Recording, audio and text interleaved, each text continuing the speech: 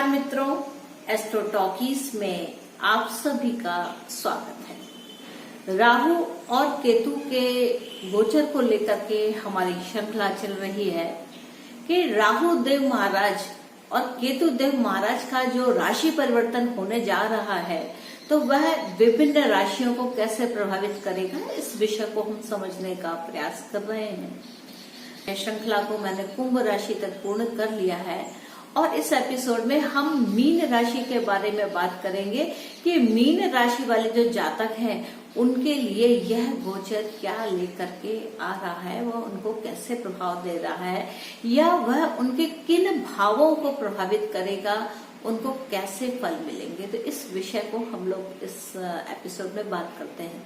तो 23 सितंबर 2020 से राहु देव महाराज अपनी वायु तत्व की राशि मिथुन को छोड़ करके पृथ्वी तत्व की राशि वृषभ में प्रवेश देने जा रहे हैं।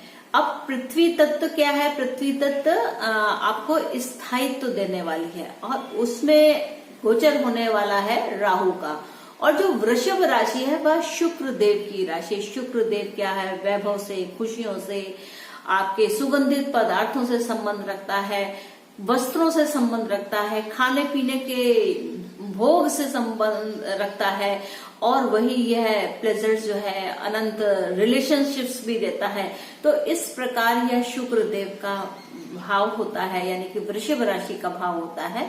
और इसमें जब गोचर राहु का आरंभ हो रहा है वो भी कितने 18 महीने के लिए, यानी कि 1.5 साल के लिए। तो 1.5 साल के लिए जो राहु देव महाराज है वह आपके वृषभ राशि से गोचर करेंगे।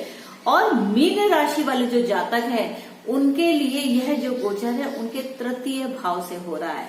तो पहले तो हम समझे कि मीन राशि क्या है। मीन राशि एक चक्र की, यानी कि जो हमारा जोडियाक पूरा है, यानी कि जो हमारी राशियां हैं उनका यह अंतिम राशि है। मीन राशि मोक्ष भाव से संबंध रखती है, मोक्ष राशि होती है, मुक्ति दिलाने वाली राशि होती है। और साथ में क्या है कि वह यहाँ पर जो शुक्र देव है, शुक्र देव की महिमा इस राशि में विशेष बढ़ जाएगी, क्योंकि जो वृषभ राशि के जो स्वामी है वह शुक्र देव है। और शुक्र देव मीन राशि वाले जो जातक हैं उनके लिए यह जो राशि होती है या यह जो ग्रह होता है वह बहुत ज्यादा ही अच्छे परिणाम देता है। कैसे?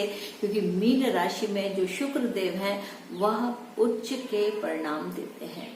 तो यह तो शुक्र की, मतलब शुक्र का जो स्वभाव है उसमें आए राहु ने शुक्र के औरा को बड़ा किया, क्योंकि राहु देव का काम क्या है कि बड़ा चढ़ा के बड़ा बड़ा करके दिखाना। तो उन्होंने इस तरीके से उसका विस्तार किया और खूब वृद्धि किया, बढ़ाया। और मीन राशि वाले जो जातक है उस मीन राशि का जो स्वामी है वह होता है गुरु। अब गुरु की अगर स्थिति को देखें तो यह पूरे साल में काफी समय तक गुरुदेव महाराज मकर राशि में रहेंगे। तो देखिए यहाँ पर दो तो तरीके के लाभ हैं, यानी कि मीन राशि वालों के लिए यह जो राहु का गोचर है वो विशेष रूप से लाभदायक है। यहाँ पर यह समझने की बात है, क्योंकि देखिए जो वृषभ राशि है वह तृतीय भाव है और वही जो मकर राशि है वह उनका एकादश भाव है, यानी कि मेहनत और मेहनत का पूर्ण फल। आपकी लग्न मेहनत करती है, यानी कि लग्न का स्वामी पूर्ण रूप से लाभ प्राप्त करने वाला है एकादश भाव में। तो यहाँ पर यह एक विशेष बात रहती है। अब अगर बात करें कि जो राहु का देव महाराज हैं वह वृषभ राशि में बैठ करके वह क्या प्रभाव देने वाले हैं। तो देखिए जब वृषभ राशि की जो पंचम दृष्टि है वह मकर राशि में पड़ती है, यानी कि एकादश भाव में पड़ती है। और एकादश भाव का क्या काम है?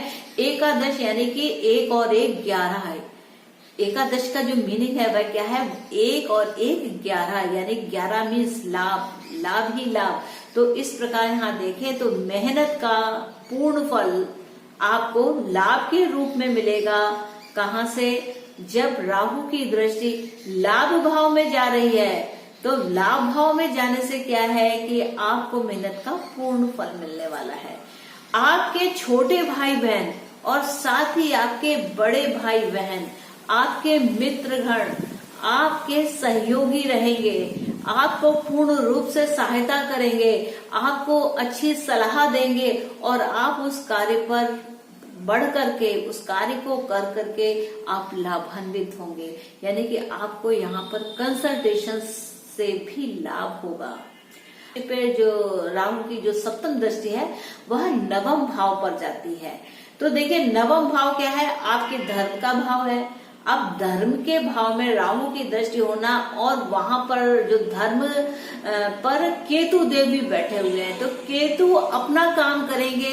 यानी कि कहीं ना कहीं धर्म को लेकर के आपके मन में ऐसी भाव की भी उत्पत्ति हो सकती है, मैं फला जगह जाऊं या न जाऊं, मैं इस तीर्थ पर मैं दर्शन करने जाऊं या न जाऊं।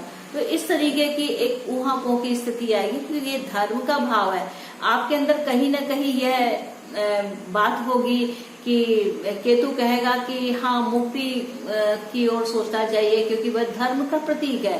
केतु धर्म के लिए छोड़ना सिखाता है कि धर्म की रक्षा के लिए यह उचित है, और वहीं राहु इस चीज को मेलेनाइन करने का काम करेगा कि नहीं नहीं ऐसा नहीं हम करेंगे। तो कहीं ना कहीं कुछ धर्म के विरुद्ध और धर्म के साथ, क्योंकि केतु देव भी तो अपना प्रभाव रखेंगे, तो यहाँ पर कुछ आपको मिले जुले फल मिलेंगे। हो सकता है आपको छोटी मोटी लंबी यात्राएं भी करनी पड़े, जिनमें छोटी दूरी की भी यात्राएं शामिल हो, बड़ी दूरी की भी यात्राएं शामिल हो। तो इस प्रकार यह राहु देव का भाव रहेगा। अब अगर राहु की अगर हम नवम दृष्टि की बात करें, तो नवम दृष्टि आपकी जीवन साथी के भाव पे पड़ती है, यानी कि सप्तम भाव पे पड़ती है। और सप्तम भाव में कन्या राशि, यानी कि जीवन राहु जब कन्या राशि में होते हैं तो भी बड़े अच्छे परिणाम देते हैं, क्योंकि वह बुध की राशि है। बुध क्या, आपने बड़ी ही भौतिक बुद्धि लगा करके आप अपने व्यवसाय क्षेत्र को बढ़ाने का काम कर सकते हैं। अगर आप कोई पार्टनरशिप्स में इन्वॉल्व हैं और आप पार्टनरशिप्स करते हैं तो उसमें आपको काफी लाभ मिलेंगे, क्योंकि आप अपनी मेहनत के बल पर सप्तम भाव पर प्रभाव रखेंगे। यानी कि अपने बिजनेसेस पर, अपने सामने वाली पार्टी पर, या आप अपने जीवन साथी पे अच्छा खासा आप अपना प्रभाव रखेंगे और उससे प्रभावित भी करेंगे, क्योंकि राहु की जो बुद्धि आ रही है वह जीवन साथी के भाव को प्रभावित करती है। इसके स्वामी है बुध, और बुध जहां बैठेंगे, ये मैं एक दूसरी बात बता रही हूँ कि बुध जब जब अपना राशि परिवर्तन जहां जहां करते जाएंगे तो वहां से जीवन साथी आपका प्रभावित होता जाएगा। जीवन साथी है या व्यवसाय है या आपके अपोजिशन में जो भी कोई है, वो उनके ऊपर इस चीज का प्रभाव पड़ता जाएगा। अब नवम दृष्टि के बाद अगर हम राहु की द्वादशी दृष्टि की बात करते हैं, तो द्वादशी दृष्टि आपके चतुर्थ भाव में पड़ती है, और चतुर्थ भाव में मिथुन राशि है। यह भी एक बुध की राशि है, और यहाँ पर जो भाव तो चौथा है, चौथे भाव में आपके मन के अंदर बहुत सारे विचार आ सकते हैं। कुछ आप हवाई किले बना सकते हैं और ऐसी बातें सोच सकते हैं जो कल्पना से परे हो, क्योंकि भाव चौथा है, माता का भाव स्थान है, और आप कल्पना से भी बड़े होकर के उस बात को विचार करें और उसको क्रियान्वयन करने का भी प्रयास करें। परंतु यहाँ पर स्थिति क्या आती है कि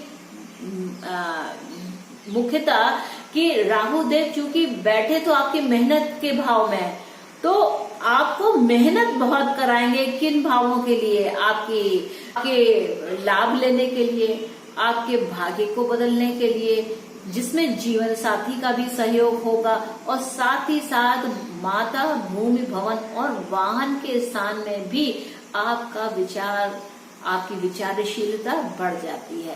तो राहु देव बैठे तो एक भाव में, यानी कि किसमें? तृतीय भाव में बैठे, और तृतीय भाव में बैठ करके उन्होंने जो दृष्टियों के माध्यम से अन्य चार भावों को, यानी कि आपके एकादश भाव को, आपके नवम भाव को, आपके सप्तम भाव को और आपके चतुर्थ भाव को प्रभावित किया। तो देखिए इस एक कुंडली में केवल राहु ने 5 भावों को प्रभावित किया, आपका एक जहां पर वो बैठे, और इसके अलावा दृष्टियों के माध्यम से उन्होंने जहां भी दृष्टि डाली वहां पर अपने प्रभाव को बताया।